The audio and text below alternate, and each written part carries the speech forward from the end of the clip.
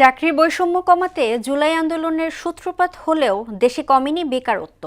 গত এক দশকে দেশের কর্মক্ষম যুবশক্তির প্রায় অর্ধেকই কর্মহীন রয়েছে, যার সংখ্যা 53 লাখ। পরিস্থিতি উত্তরণের সরকারের কাছে বাস্তবসম্মত উদ্যোগ চান জুলাই যোদ্ধারা। আর নতুন কর্মসংস্থান সৃষ্টির লক্ষ্যে বিনিয়োগ ও উৎপাদনমুখী শিল্প বাড়ানো তথা অর্থনীতি সচল করার তাগিদ দিয়েছেন রাজনৈতিক বিশ্লেষকরা। আরও জানাচ্ছেন উষা ফেরদৌস।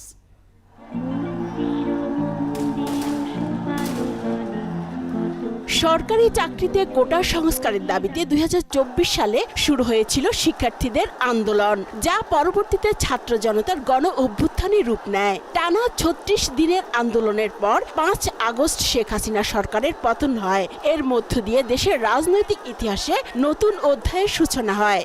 এত বেশি আনন্দ, কিন্তু তার সাথে আসলে মনে পড়তেছে আবু সাইদ বা হচ্ছে যে মুগ্ধ, যাদের কারণে আসলে আমরা এখান পর্যন্ত আসতে পেরেছি। অভিজ্ঞ মানুষগুলিও তাদের মুখ খুলছে এবং আমাদের পাশে এসে দাঁড়াইছে। তারাও যদি না দাঁড়াইতো আমরা এতদূর পর্যন্ত আসতাম না। অথচ যেই অধিকার আদায়ের লড়াইয়ে দেশের তরুণ যুবরা বুকে রক্ত ঢেলে দিল, এখনো তা বাস্তবায়িত হয়নি।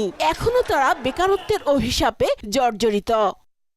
ফ্রেশ গ্র্যাজুয়েট, এদের মধ্যে দেশের বাইরে চলে যাওয়ার টেন্ডেন্সিটা অনেক বেশি, কারণ তারা দেশে কোনো চাকরির সুযোগ পাচ্ছে না বা তারা দেশে কোনো সেফটি ফিল করছে না চাকরির বিষয়ে। প্রাইভেটের অপরচুনিটি খুবই কম, বা দেখা যাচ্ছে অনেক সময় মাস্টার্স পিএইচডির ক্ষেত্রেও আমাদের প্রাইভেট ভার্সিটির অপরচুনিটি নাই বলতে গেলে। দেশে বেকার বাড়ছে আশঙ্কাজনক হারে। বিশ্বব্যাংকের এক প্রতিবেদন অনুযায়ী গত এক দশকে দেশের শ্রমবাজারে প্রবেশ করেছে 1,40,00,000 তরুণ।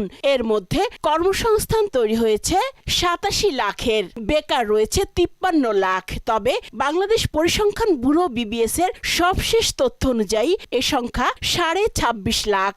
যারা কোনো দলকে সাপোর্ট করে না বা নিরপেক্ষ আর কি, যারা তাদের ক্ষেত্রে দেখা যায় যে নিজের মেধা দিয়েও অনেক ক্ষেত্রে চাকরি হচ্ছে না, অনেক ক্ষেত্রে ঘুষ দেওয়া লাগতেছে। তারা তো স্টিল ডিপ্রেসড এই চাকরি নিয়ে। So I am not sure যে এখন পর্যন্ত কোনো ভালো কিছু আমাদেরকে দিতে পারছে বলে। দেশে বিদেশি বিনিয়োগ শূন্যের কোঠায়, আবার দেশি বিনিয়োগও সন্তোষজনক নয়। অন্যদিকে শিল্প উৎপাদন অনেকটাই স্থবির। এমন অবস্থার প্রেক্ষিতে বেকারত্ব বাড়ছে বলেই মনে করেন এই রাষ্ট্রবিজ্ঞানী।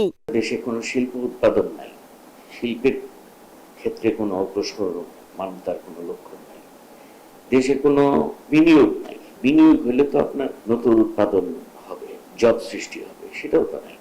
বিদেশি বিনিয়োগ নাই, দেশি বিনিয়োগও সন্তোষজনক পর্যায়ে নাই। ওভারঅল দেশের যে অর্থনীতি, এটাকে সচল না করতে পারলে এই সমস্যা থেকেই যাবে। বিজয়ের 2 বছর পরও জুলাই বিপ্লবের প্রাপ্তি অপ্রাপ্তির এমন বৈষম্য কাম্য নয় বলেই মনে করছেন সর্বস্তরের মানুষ। উষা ফেরদৌস, মোহনা সংবাদ।